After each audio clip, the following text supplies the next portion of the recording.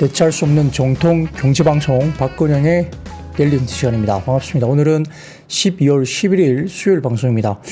어제 급등 이후에 오늘 아침 낮에는 조금 밀려서 시작을 했습니다만 오후장까지 그래도 상승폭을 유지하면서 꽤 괜찮은 모습을 보였습니다. 아직까지 탄핵 정국이 좀 정상화되지 못하고 있고 뭐 조금 안정을 찾고 있습니다만 아직까지는 끝날 때까지 끝난 것이 아닌 정국.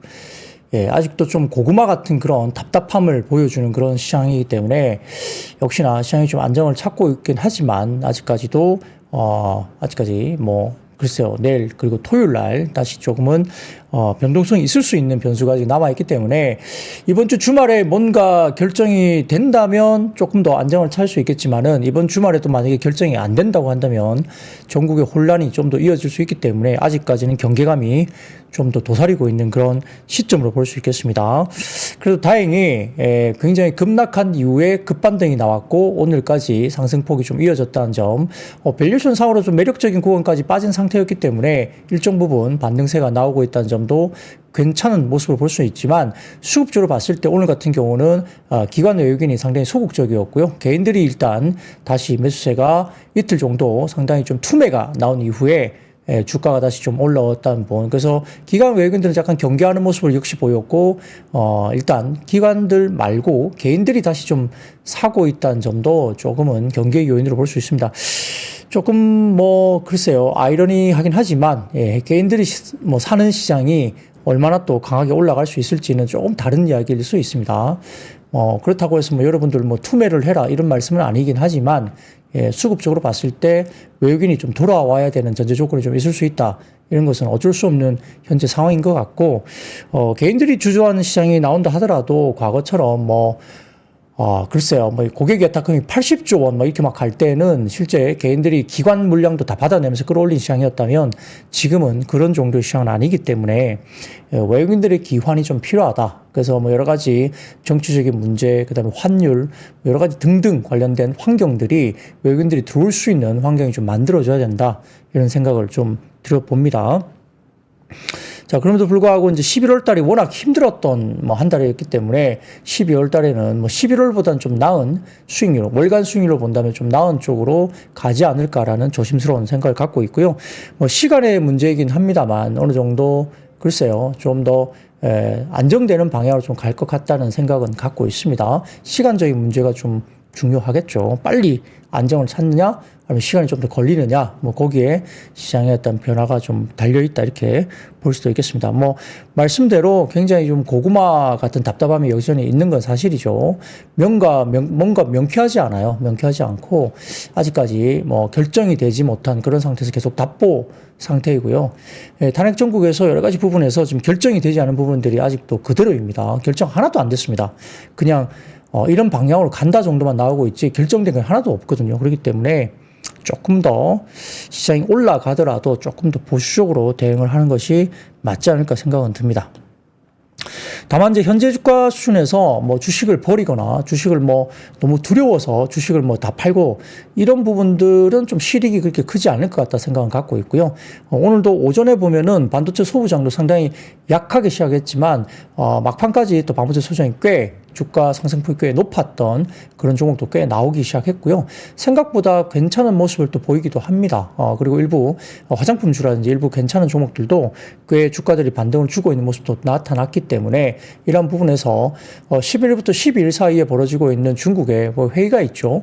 중국 쪽에서 또 경기 부양책 관련된 발표가 시장의 기대치에 부응하는 숫자 발표가 또 나온다고 한다면 이게 소비주 관련된 쪽은 역시나 또 좋아질 수 있는 국면으로 간다는 점도 조금 안도를 할 수 있는 변수가 될 수도 있다. 근데 뭐 물론 결정된 발표문은 없기 때문에 하루 이틀 정도 좀 더 어떤 식의 발표가 있을지를 확인해야 된다는 점도 지켜봐야 될 것 같습니다.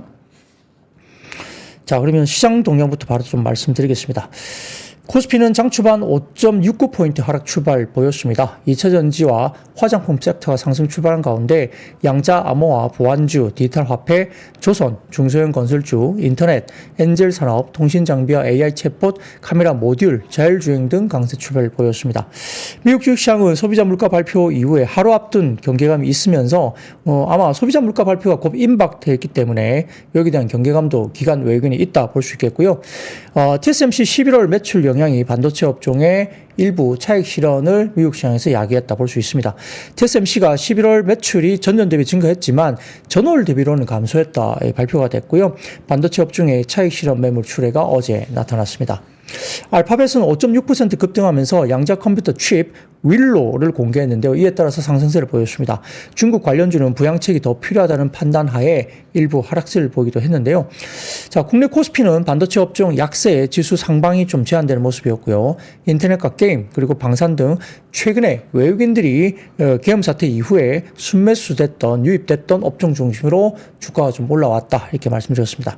자, 최근에 12월 4일부터 12월 9일까지 외국인들이 샀던 종목과 섹터는 어제 방송 중에 제가 말씀을 충분히 드렸기 때문에 업종과 종목들을 제가 어제 충분히 말씀드렸거든요. 그러니까 어제 방송을 다시 한번 열어보시면 그 내용들이 나오니까 참고해 보시면 될 것 같고요. 19일 연속 순매수하던 기관, 연기금과 금융투자도 약간 매수 규모도 축소되면서 약간 머뭇거리는 모습도 오늘 나타나기도 했고요. 원달러 환율은 장중에 1334원을 돌파하는 오전 모습도 보이기도 했습니다. 외국인들은 현물 수급뿐만 아니라 선물 수급도 모두 순매도 우위로 오전에 나타났고요. 매도 지속하던 개인은 코스피와 코스닥 선물 모두 순매수하면서 오늘은 개인이 사들어오는 모습을 간만에 보였습니다. 금일 소비자 물가 발표 앞둔 경계감 때문에 달러 강세가 재개됐고요. 개장 후에 당국 개입이 추정되면서 소폭 진정되는 일단 환율도 보이기도 했습니다. 양자 컴퓨터 칩에 이어서 구글, 머스크와 스페이스X의 스타쉽 활용 논의가 있으면서 관련주 상승폭이 확대되는 모습도 보였고 APR 같은 경우는 미국의 블랙 프라이데이 기간 300억 원 매출로 흥행이 이루어졌다. 강달러 환경 지속되면서 수출주 마진 증가 기대감 때문에 오전에는 강세를 보였지만 오후에는 다소 좀 차익 실현 매물이 살짝 APR이 나오는 모습도 보이기도 했습니다만 여전히 기대감은 좀 있는 것 같습니다. 비상계엄 이후에 외국인들은 AI나 인터넷 관련주 그리고 방산 관련주로 비중을 확대했다 제가 말씀드렸고요. 한화 에어로스페이스나 현대로템 이렇게 주식을 많이 샀다 말씀드렸죠. 우주총 내년 예산 1조 규모로 증액이 됐고 여기에 따라 저가 매수가 다시 지속되고 있습니다. TSMC 매출으로 영향 때문에 삼성전자는 또한 외인이 11거래일 연속 순매도로 좀 이어가고 있는 상황이고요. 미국처럼 한국도 전일 상승폭 확대됐던 경기 민감주가 반락하는 모습을 좀 보였고 내일 발표될 중국의 중앙경제공작회의 부양책을 확인할 필요가 있다라고 거듭 말씀드리고 있습니다. 코스닥은 금투세 폐지와 저가 매수세 유입 그리고 중국 경기 회복 기대감에 2거래 연속 상승세를 보였는데 비상계엄 이후 코스피 대비 낙폭이 컸던 코스닥이기 때문에 2거래 연속 아웃퍼폼을 지속하고 있는 상황이고요. 개인 순매수 전환도 일단은 오늘 나타났습니다. 섹터별로 본다면은 우주청 내년 예산 올해 대비 27% 증가한 9,649억 원 확정 소식의 우주항공주라든지 그다음에 조기 대선 기대감이 좀 형성되면서 이에 따라 상당히 좀 시장 친화적인 정책을 나타낼 수 있다 이렇게 이야기가 나오는데 그에 따라서 취업이라든지 일자리 관련된다든지 일부 출산 관련된 정책이 좀 나오지 않겠나라는 기대감이 생기면서 관련 섹터가 움직이기도 했습니다. 자, 그리고 코스피는 개인 투매가 진정이 됐고요. 기관 매수세가 일부 좀 지속되면서 2거래일 연속 반등세가 나왔습니다. 여전히 정치적 상황은 불안하긴 하지만 경제적인 펀더멘탈을 고려한다면 저가 매수세가 충분히 유입될 수 있는 자리였다. 그동안에 낙폭에 대한 저울줄이 진행되고 있다라고 판단이 듭니다. 불확실성 해소 전까지는 강한 반등 랠리는 좀 기대하기 어렵다고 볼 수는 있는데 증시가 저점을 확인했지 않을까라는 생각은 좀 고무적인 면도 있다는 겁니다. 전일 종가 기준 코스피 선행은 PR이 8.1배 정도 수준이고요. 선행 PBR은 0.8배 수준까지 빠졌기 때문에 투매가 나오지 않는다면 밸류에이션 관점에서 추가 하락 여력이 그렇게 크지 않다라고 라고 보는 것 같아요. 그래서 지속적으로 현금만 갖고 있던 사람이라면 충분히 진입 가능한 가격대가 아닌가라는 생각도 해볼 수 있습니다. 결국 이제 투매가 어떤 특정한 뉴스라든지 어떤 특정한 이벤트가 생겨서 투매가 나오지만 않는다면 밸류에이션 관점에서 추가 하락에 대한 룸이 그렇게 크지 않다는 점, 그리고 당분간은 정치적인 불확실성, 불안 심리에 따른 등락이 이어져 가긴 하겠지만 조금씩 저점을 좀 높여가는 모습을 다지는 국면이 되지 않을까라고 예상을 할 수 있겠습니다. 업종별로도 탄핵 국면 이후에 낙폭이 컸던 조선과 방산, 원전 등 테마주가 일단 반등세가 나오는 게 특징이었고요. 저가 매수세가 유입되는 모습을 보였습니다. 업종별로는 의료정밀과 기계, 종이, 목재가 강세였던 반면 철강, 금속과 전기가스업, 전기전자는 약세였는데요.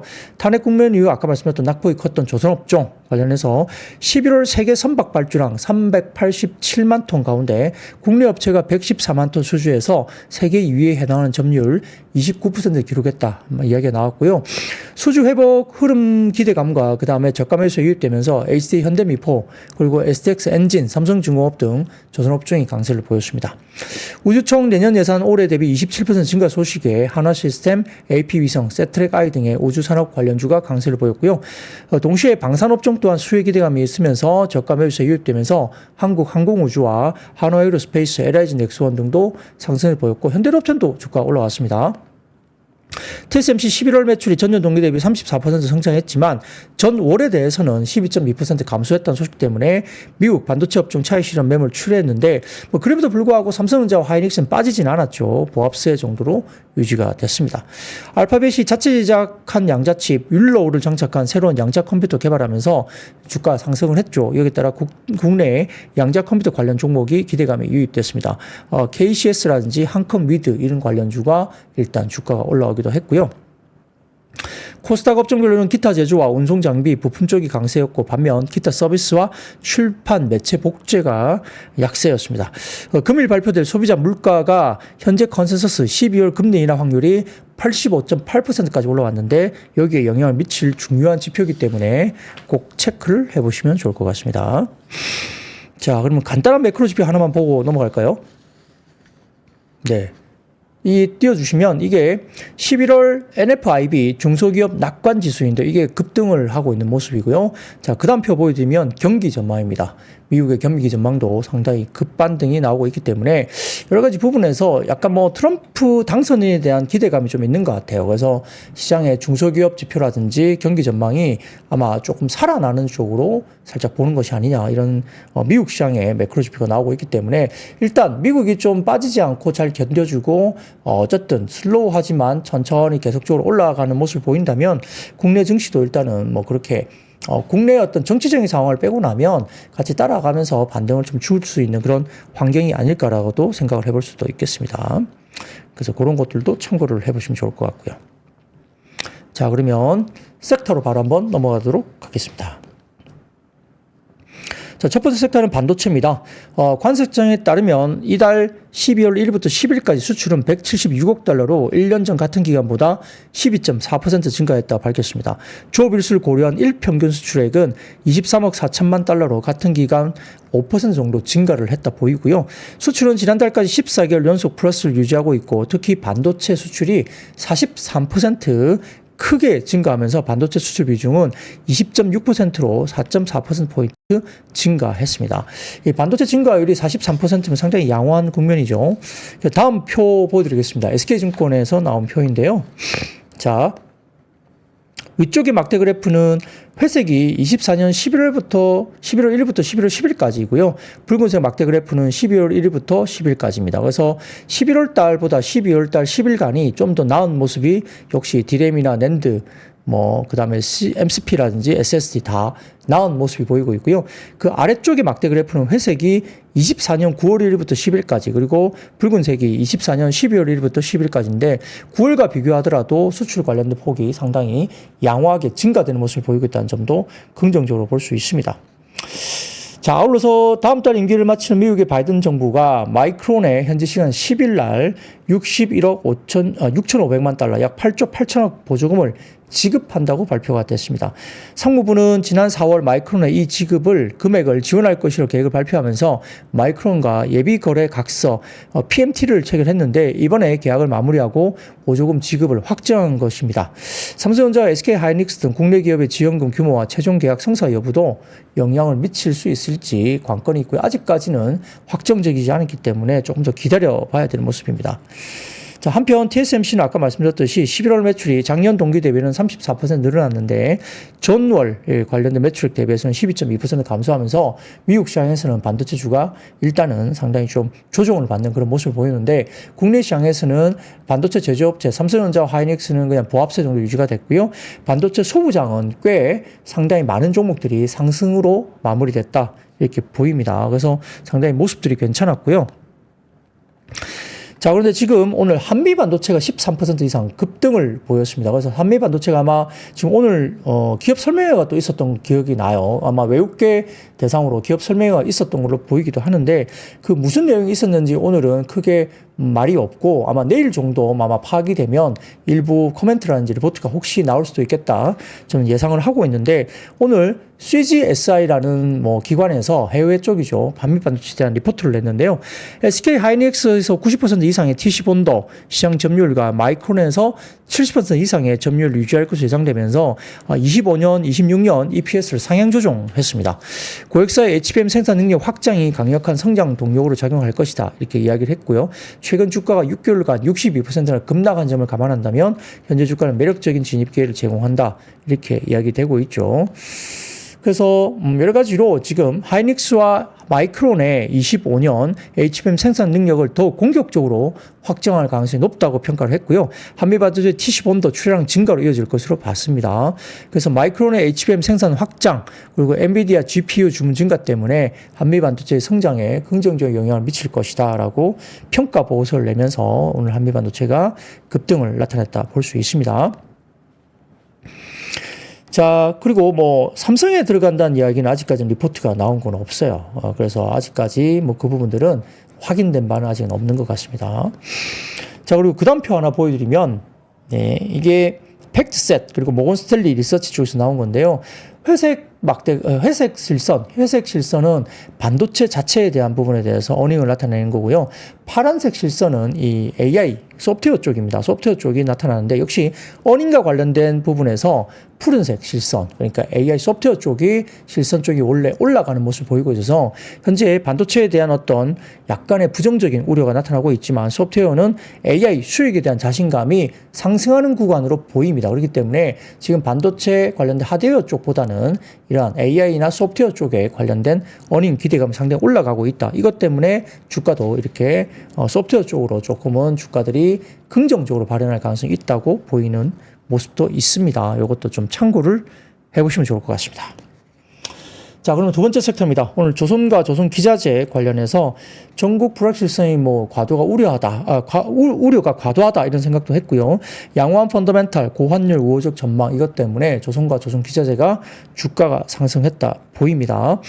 IM증권은 보고서를 통해서 계엄 사태에 따른 일련의 전국 불안정성이 조선업을 비롯한 전체 증시를 짓누르고 있다 밝혔는데 역시 이제 조선업뿐만 아니라 방산 이런 G2G, 그러니까 이제 정부와 정부 간의 계약의 성격이 짙은 섹터들이 상당히 좀 안 좋았습니다. 그래서 방산업종이 특히 이에 대해서 반응을 하면서 굉장히 안 좋았고, 조선업도 미국의 트럼프 당선자가 일단 한국 조선업에 대해서 좀 도와달라 이런 이야기를 했기 때문에 현재 국내 탄핵 정국에서 약간 이런 부분에 우려가 생긴 거였죠. 그 외에도 가스 관련된 동해 대왕고래 프로젝트라든지 이런 쪽 등등 정책 관련된 우려, 그리고 밸류 프로그램 관련된 정책 관련된 우려, 이 탄핵 정국이기 때문에 어떤 여당 또는 정부가 이런 것들을 밀어붙이기 좀 어렵다라는 우려가 생기면서 그와 관련된 종목들이 섹터가 많이 빠졌는데요.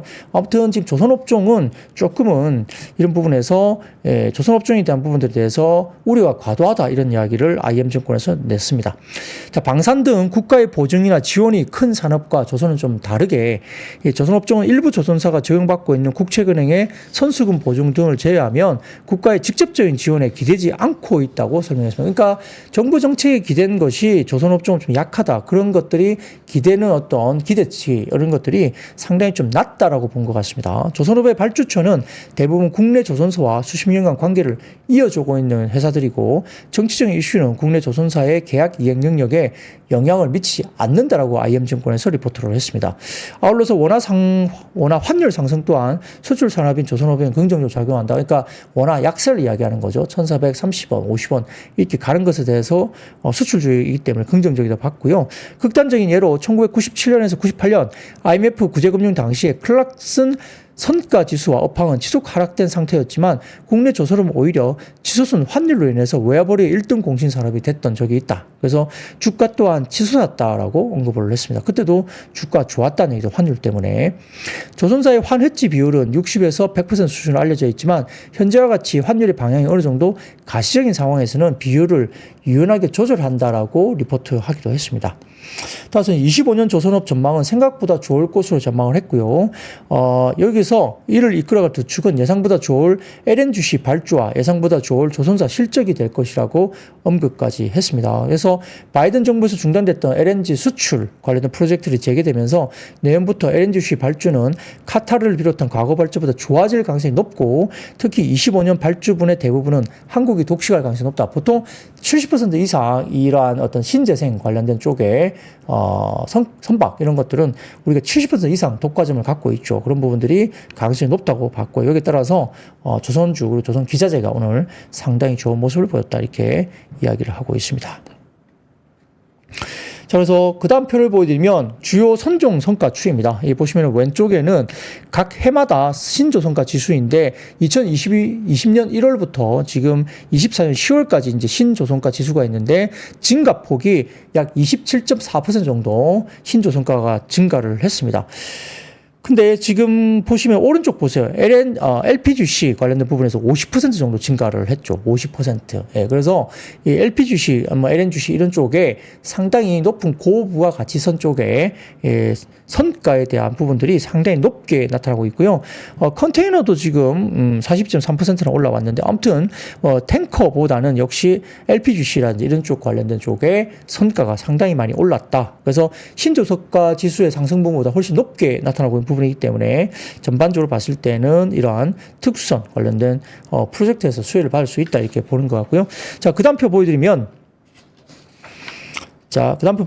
왼쪽에 미국의 LNG 수출 용량 추이인데요. 계속 올라갑니다. 그리고 트럼프 행정부에서는 역시 이 부분을 상당히 지금은 더욱더 증가시키다. 전통적인 석유도 당연히 증가시킬 것이고 LNG 관련된 수출 물량도 상당히 많이 증가시키려 보고 있는 모습이기 때문에 역시 이런 것들도 상당히 긍정적이다. 그래서 아까 말했던 LNGC라든지 LPGC 이런 것들이 상당히 많은 발주 물량이 나올 것이라는데 오른쪽 보시면 수출 중단 영향받았던 미국의 LNG 수출 프로젝트가 이렇게 나와 있는데 그에 따라서 LNG선 필요 촉수가 합계 83척 정도가 추가적으로 나올 수 있는 발주 가능한 물량이다 이렇게 봤습니다. 근데 이 대부분을 독과점적으로 아마 한국 조선사가 발주를 받지 않을까 이런 이야기를 하고 있는 거죠. 그래서 그렇게 되면 조선업종은 상당히 긍정적이지 않느냐. 그리고 방산업종과 같이 어떤 정부의 보증이 꼭 필요한 사업보다는 조선업종은 조금 그 영향권에서 좀 멀다. 라고 이야기를 하고 있는 겁니다. 리포트가 그렇게 나왔죠. 그래서 조선과 조선기자재가 오늘 전반적으로 상당히 좋았던 상황이지 않을까 이런 생각을 해봅니다. 조선업종 확실히 살아나는 것 같아요. 다시 한번 살아나는 것 같습니다. 자, 그러면 다음 화장품 섹터입니다. 물론 이제 중국의 경기 부양책 기대감이 있기 때문에 화장품 섹터가 어제 오늘 같이 오르기도 했는데요.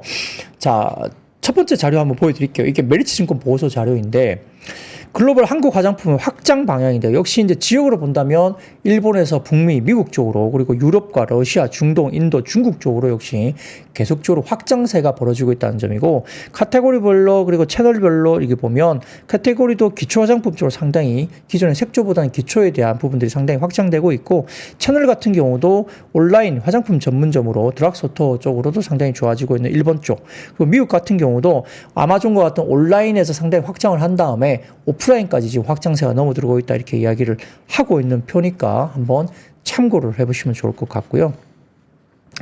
메리츠증권은 보고서를 통해서 K뷰티 글로벌 확대는 이제 시작한 것이다 이야기를 하면서 채널 측면에서는 온라인이라는 틈새 시장에서 인지도와 맷집을 키우고 메인 시장인 오프라인으로 확장 중이라고 밝혔습니다. 이건 뭐 이미 확장 중에 있는 것은 확인이 되고 있는 상황이고요. 일본과 미국 시장에서 오프라인 비중이 역시 90%입니다. 온라인은 10% 정도 수준인데 일본에서 가장 큰 채널인 드럭스토어가 비어있고 미국의 오프라인 시장은 아직 한국 화장품의 불모지로 언급이 되고 있기 때문에 확장성이 있다고 보는 것 같습니다. 지역적으로 봤을 때 유럽에서는 가성비와 친환경 축이 높은 인지도를 형성 중이고 동남아는 물론 중동과 인도에서도 마찬가지인데 통찰적으로 K컬처 확산, 틱톡 같은 SNS 보편화에 따른 영향을 받고 있다고 평가를 하기도 했습니다. 거기다 신한투자증권은 보고서를 또 통해서 25년 트럼프 정권 초기 미국 소비 경기에 대한 호조가 뛸 가능성이 굉장히 높다. 그러니까 경기 부양을 아마 트럼프 정부가 할 것이라 보는 상황이고 미국 내 점유율을 높이고 있는 한국 인디뷰티 화장품사들에 대한 관심이 유지가 필요하다 이렇게 봤습니다. 더불어서 미국 제조법인 보유하고 있는 ODM사들이 미국의 보호무역주의 기조로 중장기 수혜를 볼 여지가 충분하기 때문에 코스맥스와 코스메카 코리아에 대한 최선 의견을 밝혔고요. 한국 콜마도 포함해서 ODM 3사는 중국 법인 실적 부진이 25년부터 개선될 가능성이 상당히 높기 때문에 미국과 중국 경기의 동시 수혜가 가능할 것으로 본다. 한국 콜마 이런 이야기를 했고요. 역시 콜마를 포함한 ODM사까지도 상당히 좋다라고 이야기를 한 것 같습니다.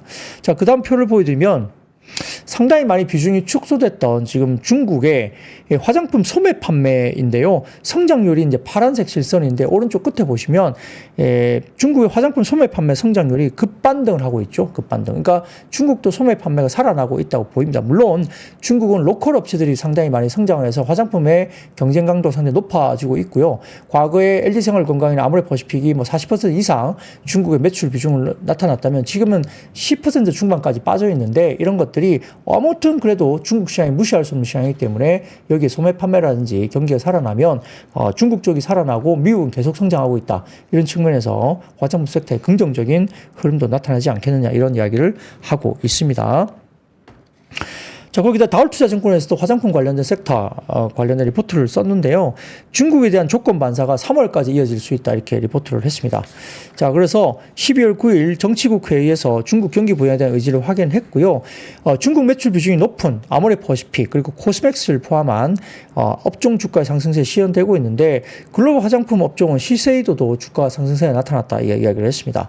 중국에서의 경쟁 심화 그리고 경기 부진이 동시에 작용하면서 중국 화장품 매출이 부진했던 만큼 중국 경기 반등에 대한 기대감도 거꾸로 주가 상승으로 작용할 수 있다 이야기도 했고요. 또한 최근에 워낙 팔아댔기 때문에 비어있던 수급 또한 주가 상승에 긍정적이라고 봤습니다. 그래서 25년 3월 전국 인민대표회의까지 중국에 대한 기대감도 여전히 유효할 수 있다. 몇 달 동안 유효할 수 있다 이렇게 봤고요. 또한 글로벌 화장품 업체들의 주가 낙폭이 완화되고 있고 일부 업체는 반등에 진입했다 이렇게 봤는데 9월에 이어서 10월에 미국 소매 판매 데이터도 전 월비 플러스 0.4% 전년비 플러스 2.8%까지 시장 기대치를 상회하면서 시장 우려 대비 굉장히 긍정적인 데이터가 나왔다. 그래서 에스티로더, 울타뷰티, 그다음에 엘프뷰티 1개월 주가 상승률이 각각 에스티로더는 26% 상승했고요. 그다음에 울타뷰티는 10% 그리고 지금 엘프뷰티 같은 경우는 5% 정도 주가가 올라왔다 이렇게 봤습니다.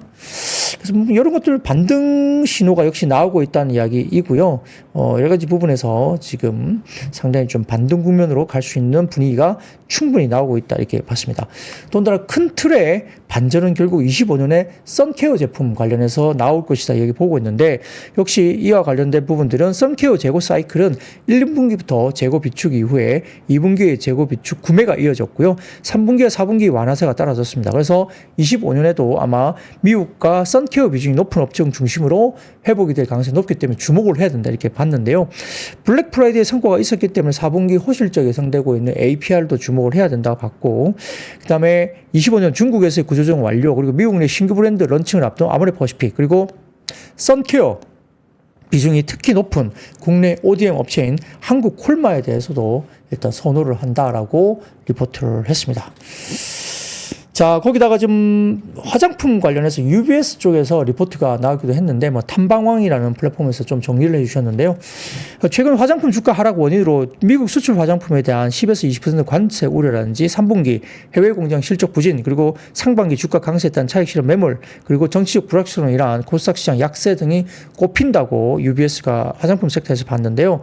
결국은 어떤 단기적인 주가 모멘텀이 일단 약간의 제한적인 모습도 있긴 하지만 그래도 불구하고 역시나 중장기적으로 시장 심리 회복을 가정하면 화장품 ODM 업체에 대한 매수 시점이 적절하다 이렇게 이야기를 하고 있습니다. 그래서 UBS 쪽에서도 화장품들에서 ODM사들에 대한 긍정적인 이야기를 계속 했다라고 볼 수도 있겠습니다. 자, 그러면 네 번째 섹터입니다. 오늘 하반기 그리고 내년 저평가 해소 후에 성장 궤도 본격화 기대감을 나타내면서 OLED 관련주가 오늘 상승을 했는데요. SK증권에서는 보고서를 통해서 내년에 디스플레이 산업이 저평가를 해소하면서 다시 성장 궤도에 오르는 변곡점이 될 것이다 이렇게 봤습니다. 자, 첫 번째 자료 좀 띄워주세요. SK증권 자료인데요.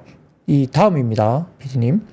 SK증권 다음 자료 보여주시면 디스플레이 산업에 대한 분류 PBR 추이인데요. 이게 보면 디스플레이에 대한 산업에 대한 PBR이 지금 보시면 어떻습니까? 계속 빠지다가 지금 거의 저점 수준과 바닥권까지 거의 다 빠졌죠. 최근에 디스플레이 산업과 관련된 부분에 대해서 워낙 주가도 좀 안 좋았기 때문에 현재 이렇게 PBR 기준 바닥권까지 빠져 있다 볼 수 있습니다. 그래서 디스플레이 산업이 저평가를 해소하고 다시 성장 궤도에 오르기 위해서는 현재 산업 저평가의 원인은 AI 트렌드 소외와 그다음에 역시 이제 AI 테마주로 이제 디스플레이가 엮이지 못했다는 것이고요. 산업 성장성의 우분, 그리고 중국의 추격에 인한 경쟁력 상식 우려 이런 것도 있죠. 그리고 세트 수요 부진과 신규 어플리케이션의 부재 때문인데 OLED 확산에 따른 산업 성장 속에 상승 트리거는 뭐냐면 미중 분쟁과 폴더블 쪽에 있는 부분에 대해서 저평가 해소에 충분한 근거가 될 수 있다. 그러니까 미중 분쟁이 이어지면서 한국 업체가 이제 도드라지게 반세 수혜를 받을 수 있고 폴더블 쪽이 이제 개화가 계속적으로 확장되면서 이렇게 수혜주로 거론된다 이게 봅니다. AI 확산과 더불어서 애플이 주도하는 OLED 관련된 전환 사이클에 28년까지 한국 디스플레이 업체들의 주도권과 실적 우상이 계속적으로 기대된다 봤고요. 디바이스 AI의 보급으로 인한 수요 성장 그리고 팬데믹 시기의 교체 수요도 기대된다. 팬데믹 시기가 2020년, 21년 이때였기 때문에 이제 25년 넘어가면 이 교체 수요도 좀 돌아야 한다 이렇게 보는 것 같아요.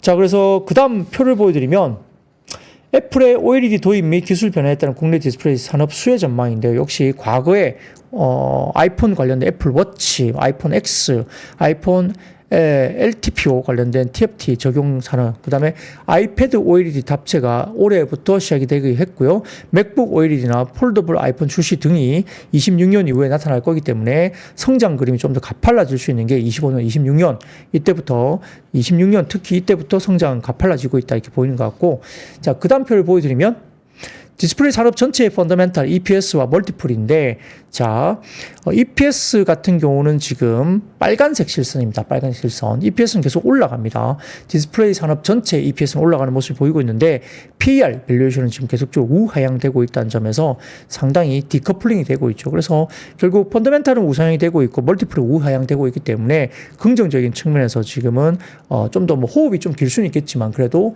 디스플레이 산업 관련된 쪽에 종목들은 좀 사야 된다. OLED 관련 좀 긍정적으로 보자 이야기를 했습니다. 그래서 소재 관련주가 역시나 더 좋았고요. 그 외에도 이제 장비, 뭐 LG 디스플레이라든지 이런 쪽도 괜찮게 봤다라는 리포트가 나왔습니다. SK증권 리포트니까 한번 참고를 해보시면 좋을 것 같습니다. 자, 다섯 번째입니다. 오늘 2차 전지와 자율주행 상승했는데 결국 뭐 그 중심에는 테슬라가 있죠. 테슬라. 근데 최근에 테슬라의 목표주가 상향은 뭐 때문에 되나요? 그러니까 전기차를 많이 팔아서? 뭐 물론 이제 어제 제가 테슬라 관련된 이야기를 하면서 중국 쪽의 보험 등재가 최근에 주간 사이에 최근 아마 최대치 아마 그 두 번째로 속하는 정도의 최근에 중국 내에서 전기차 테슬라 관련된 부분들의 보험 등재가 등장했다. 굉장히 높게 올라왔다. 이런 이야기를 드리긴 했는데 중국 내에서는 상당히 잘 팔고 있습니다만 글로벌리 지금 판매는 상당히 좀 주춤하죠. 전체적으로. 근데 그런 거 달리 테슬라가 지금 주가 계속 올라가는 것은 왜일까요? 그건 자율주행하고 AI거든요. 결국. 그래서 이쪽에 방점이 있어서 테슬라가 올라가는데 국내에서는 테슬라가 일단 오르면 국내에서는 그냥 2차 전지가 그냥 자동 반사적으로 주가들이 움직인다. 이런 것들도 있기 때문에 그래서 조금 뜯어봐야 된다. 세부적으로 뜯어보면 테슬라의 강점은 지금 현재 주가나 목표 주가 상향 조정이 되는 것은 역시 자율주행과 AI 쪽입니다. 로봇 이런 것 쪽이거든요. 그래서 좀 다르다 결이. 그런 것들도 좀 봐야 될 것 같고요. 자, 그래서 지난밤에 뉴욕 증시에서 테슬라가 2.87% 올라갔고 모건 스탠리도 목표 주가를 상향 조정했고요. 모건 스탠리 이외에도 목표 주가 상향 조정 상당히 많았습니다. 모건 스탠리는 목표 주가를 $310에서 $400까지 상승세를 보였거든요. 그래서 이렇게 되면서 결국은 테슬라가 목표 주가 상향 조정된 것은 전기차 판매는 상당히 어려움을 겪을 수 있는데 그 외에도 좀 테슬라의 가치를 키운 것은 아까 말씀드린 대로 자율주행과 AI, 로봇 이런 것들입니다. 그래서 약간 2차 전지 기류하고 좀 다르거든요. 다른데도 국내에서는 역시 2차 전지주가 일단 반응을 했고요. 그 외에도 지금 자율주행 쪽은 역시 좋아지는 게 맞는 것 같아요. 그래서 퀄리타스 반도체, 텔레칩스, 퓨런티어, 인포뱅크, 칩셋 미디어 이런 자율주행 쪽은 역시 테슬라가 목표 주가 상향 조정되고 상당히 견조한 주가 흐름이 나타나는 이유가 되기 때문에 자율주행에 대한 부분들이 움직이는 것도 이해가 되고 있고 카메라 모듈 쪽도 자율주행 쪽에 연관이 있습니다. 그래서 이런 카메라 모듈까지도 자율주행 언급이 되면서 역시나 주가들이 긍정적인 모습을 같이 따라갈 수 있다 이렇게 보시면 좋을 것 같아요. 자, 그렇게 보시면 될 것 같고요. 자, 그럼 6번째 섹터입니다. 여전히 최근에 양자 암호, 이 부분이 상당히 핫하죠. 이 양자 암호, 여러분들 이해를 하세요. 예, 되게 어려운 관련 쪽입니다. 그래서 저도 좀 이해를 다 못하는데, 어쨌든 최근에 계속 양자 암호가 계속 나옵니다. 양자 암호. 미국 시장에서 양자 암호 계속적으로 주가들이 올라가고 있고, 이에 따라서 국내도 뭔지는 잘 모르겠지만, 어쨌든 양자 암호가 올라가죠. 근데 시장에서 주식시장이 희한한 게, 뭔지 잘 모를 때 급등해요. 뭔지 잘 알면 잘 안 올라가요. 뭔지를 알기 때문에. 그래서 쉽지 않고, 아름아름 잘 모르겠는데, 근데 뭔가, 될 것 같다. 이런 식으로 하면서 올라갈 때가 제일 무섭게 올라갑니다. 그래서 최근에 양자암호나, 그 다음에 오늘은 보안주까지 주가 같이 올랐는데요. 구글이 국제학술지 네이처에 최신 초전도 양자 컴퓨터 칩 윌로우를 공개했다 이렇게 나오면서 국내 관련들이 상승세를 나타냈습니다. 지난밤 뉴욕 증시에서도 리게티 컴퓨팅 45.19% 급등했고요. 아르킷 퀀텀도 14% 상승했고 퀀텀 컴퓨팅도 2% 정도 올라왔습니다. 그래서 내용에 따르면 윌로우를 장착한 양자 컴퓨터는 현존하는 가장 빠른 슈퍼컴퓨터인 프론티어가 10년 정도 이상 10자년 걸려야 돼 풀 수 있는 문제를 단 5분 만에 풀어냈다 이렇게 나오죠. 그래서 상당히 빠르다 이렇게 이야기 나오면서 양자 컴퓨터 관련된 이야기가 상당히 이슈가 됐다는 겁니다. 자, 양자 컴퓨터는 큐비트를 기본 단위로 하고 있고 큐비트는 환경과 빠르게 정보를 교환하는 경향이 있기 때문에 이를 많이 사용할수록 소위 양자 얽힘 현상에 따른 오류 발생 가능성이 컸지만 윌로우에서는 지금 큐비트를 많이 사용할수록 오류가 줄어들고 시스템이 더 양자화되는 경향을 보이는 등 오류율을 기하급수적으로 낮추었다라고 분석이 평가가 됩니다. 그러다 보니까 핫하게 보일 수밖에 없죠. 더군다나 일부 외신에 따르면 순다르 피차이 구글 CEO가 스페이스X의 우주 양자 컴퓨팅 클러스터를 만들자고 제안을 했다고 알려져 있고요. 이에 대해서 일론 머스크가 소셜미디어 X를 통해서 조만간 그렇게 될 것이라고 호감을 보였다고 전해집니다. 그러다 보니까 지금 뭔지는 잘 모르겠지만 양자 컴퓨터 뭔가 대단한 것 같은데 이런 생각이 접어들면서 주가가 상당히 급등했다 볼 수도 있겠습니다. 여기에 따라서 양자 암호 관련주로 이야기되는 게 KCS, 엑스게이트, 아이윈 플러스, 우리로, CICTK 이런 종목들이 됐고요. 그 다음에 오늘 일부 아까 말씀드렸던 최신 초전도 양자 컴퓨터 칩이기 때문에 초전도체 테마도 상승을 했고 그래도 양자 기술이 발전에 따른 보안 암호 기술에 대한 수요가 높아질 것이다 이야기되면서 역시 보안주들도 주가들이 움직였습니다. 그리고 구글 CEO와 일론 머스크가 스페이스X의 활용에 위한 우주 양자 컴퓨터 논의를 했다라고 아까 제가 말씀드렸죠. 그에 따라서 우주 항공 산업도 역시 긍정적으로 반응을 했다라고도 볼 수 있겠죠. 등등 이렇게 이야기 나오면서 양자 암호는 좀 더 공부를 해봐야 될 것 같습니다. 양자 암호 어쨌든 미국 시장에서도 핫하다. 잘은 모르겠지만 이럴 때 주가는 올라간다. 예, 뭔지 정확하게 알면 쉽지 않죠. 초전도체 처음 나왔을 때 뭔지 잘 모르니까 주가들이 급등했죠. 좀 알고 나니까 그 다음부터 잘 올라가지 못했어요. 그러니까 이런 것들도 테마주기 때문에 그런 습성이 있다라고도 보이겠죠. 자, 그러면 7번째 섹터로 넘어가겠습니다. 7번째 섹터는 조기 대선 기대감 속에 정책 경쟁 강화 전망이 나타났습니다. 그래서 엔젤 산업과 일자리 관련주가 올라왔는데요. 역시 이제 우리가 아직까지는 이제 계엄 사태 이후로 지금 탄핵 정국에 들어와 있고 주말 사이에 어떻게 될지 모르겠지만 어쨌든 방향은 그 방향으로 간다. 어쨌든 지금 현재 정부가 점점 어떤 일정한 방향으로 가고 있다는 건 다 같이 인정할 수밖에 없는 상황이기 때문에 여기에 따라서 각 당의 대통령 선거 당 당시 각 후보들이 다양한 어떤 정책을 적극적으로 낼 가능성이 높다. 그래서 뭐 취업이나 일자리 이런 게 뭐 가장 흔한 정책들이죠. 그런 것들 관련해서 나올 가능성이 높다고 보는 거고, 그 다음에 엔젤 산업, 그러니까 뭐 여러 가지 부분에 대해서 우리가 나타낼 수 있는 정책 공약, 출산 정책 공약 이런 것들도 나올 수가 있다고 보기 때문에 벌써 시장은 이제 다음 대선을 보고 있는 것 같아요.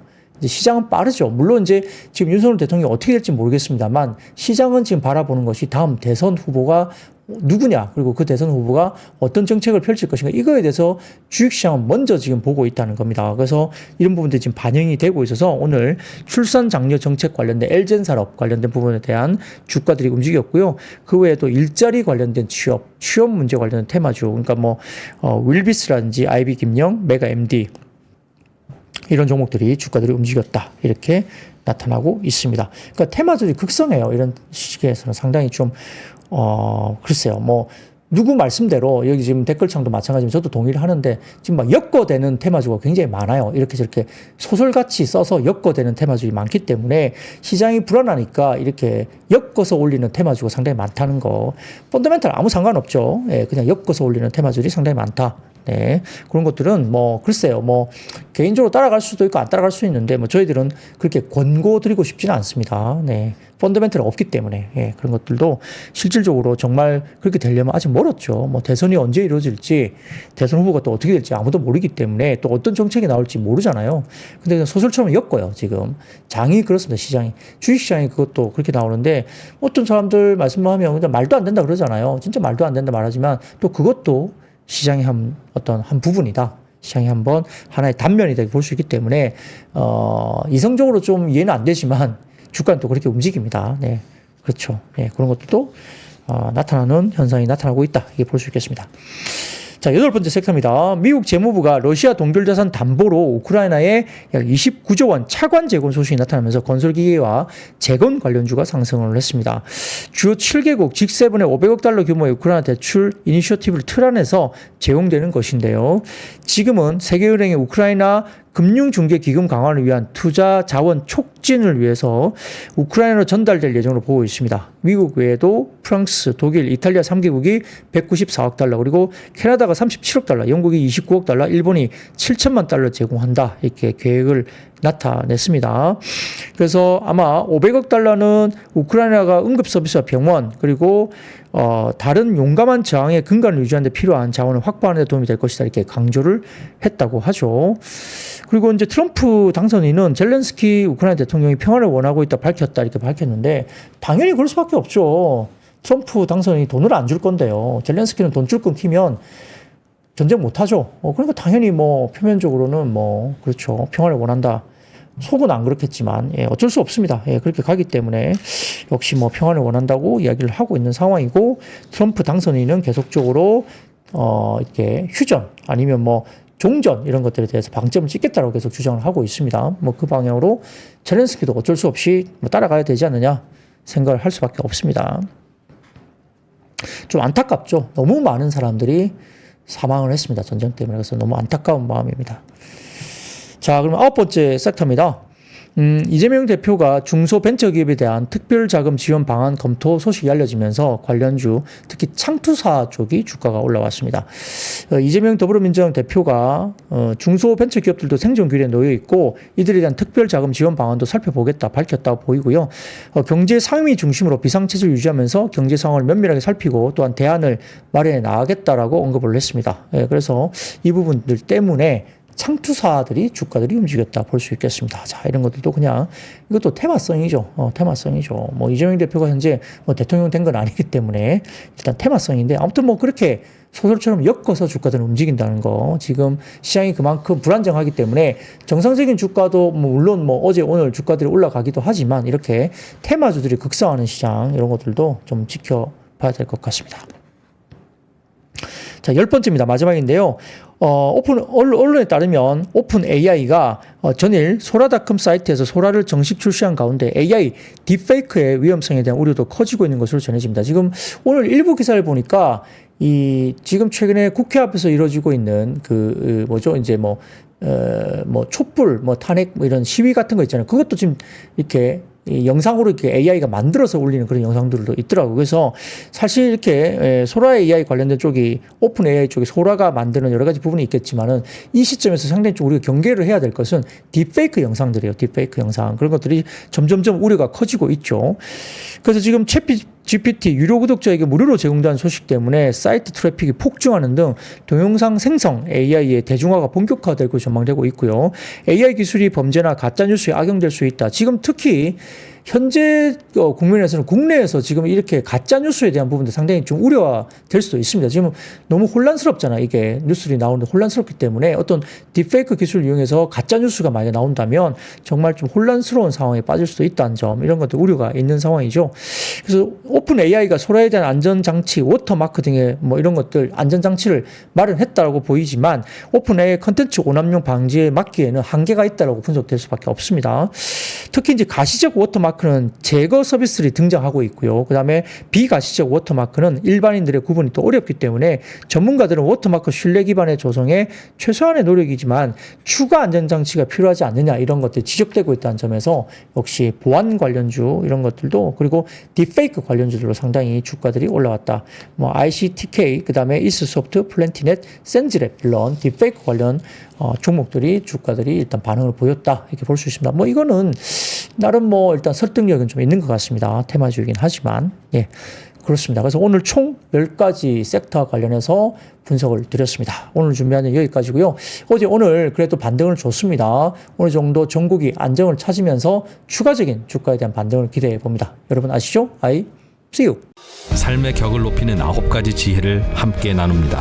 위즈덤 칼리지 시즌 2. 영상 아래 링크를 클릭하시면 자세한 내용을 확인하실 수 있습니다.